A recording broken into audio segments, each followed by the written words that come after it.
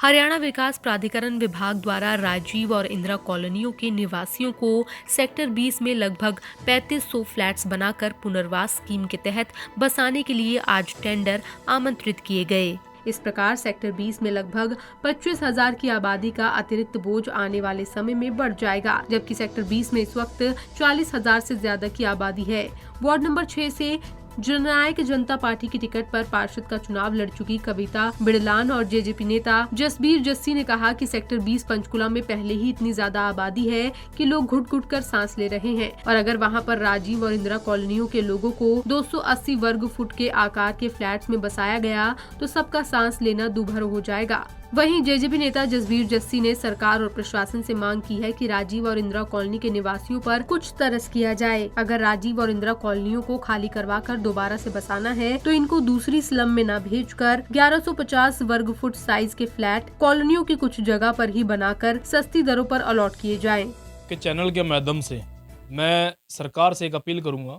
जो हरियाणा विकास प्राधिकरण विभाग द्वारा सेक्टर 20 पंचकूला में जो राजीव इंदिरा कॉलोनी के लोगों के लिए जो फ्लैट्स बनाए जा रहे हैं, मैं अनुरोध करूंगा वो फ्लैट्स की बजाय हमें 2-2 मरले के प्लॉट दिए जाए, क्योंकि हमारे हुड्डा महकमा में पहले ही हज़ार रुपये हमारे जमा है 1995 में, जिसके तहत हमारा जो राइट बनता है वो हमारा बनता है प्लाट का। हाँ, अगर किसी विविधा के कारण अगर सरकार हमें या किसी कारणवश हमें सरकार प्लाट नहीं देना चाहती तो हमें जो फ्लैट्स दे, कम से कम इतना बड़ा साइज तो दे जिसमें हमारे बच्चे